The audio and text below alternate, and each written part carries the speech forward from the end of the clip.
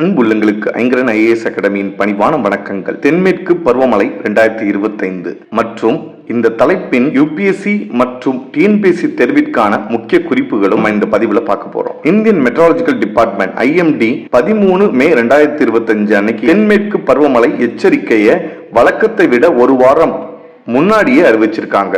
தென்மேற்கு பருவமழை தொடர்ந்துள்ள பகுதிகள் தெற்கு வங்காள விரிகுடா, தெற்கு அந்தமான் கடல், நிக்கோபார் தீவுகள் மற்றும் வடக்கு அந்தமான் கடலோடைய சில பகுதிகள். தென்மேற்கு பருவமழையோட இரு கிளைகள் அரபிக்கடல் கிளை மற்றும் வங்காள விரிகுடா கிளை அந்தமான் கடல்ல இருந்து சுமார் 10 நாட்கள்ல இந்திய நிலப்பரப்ப இந்த பருவமழை வந்தடையும் அப்படின்னு இந்தியன் மெட்ரோலஜிக்கல் டிபார்ட்மெண்ட் சொல்லியிருக்காங்க. அதனால இன்னும் சில தினங்கள்ல இடியுடனும் மின்னலுடனும் கூடிய கனமழை பொழிவு தெற்கு தீபகற்ப இந்தியா மற்றும் மத்திய இந்தியால எதிர்பார்க்கலாம். குறிப்பா கேரளா, கர்நாடகா, தமிழ்நாடு, ஆந்திர பிரதேசத்துல கனமழைக்கு வாய்ப்பு இருக்கிறதா சொல்லியிருக்காங்க.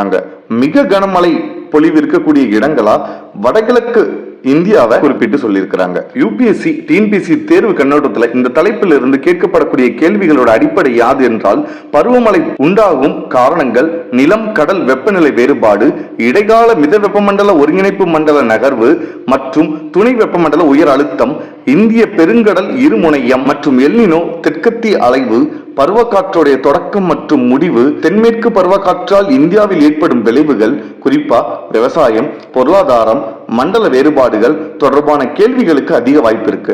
யுபிஎஸ்சி தேர்வை பொறுத்த வரைக்கும் ஸ்டேட்மெண்ட் டைப், அதாவது அறிக்கை வகை கேள்விகள் அதிகமா கேட்கிறாங்க. வரைபடம் சார்ந்த கேள்விகளுக்கும் இடம்பெற வாய்ப்பு இருக்கு. டிஎன்பிஎஸ்சி தேர்வை பொறுத்த வரைக்கும் பருவமழை கிளைகள் எந்த மாநிலம் முதலில் மழை பெறுகிறது, எங்கு அதிக கனமழை பொழிவு, எங்கு குறைவான மழை பொழிவு, பருவ காற்றுடைய காலம் போன்ற கேள்விகள் அதிகம் கேட்கப்படுகின்றன.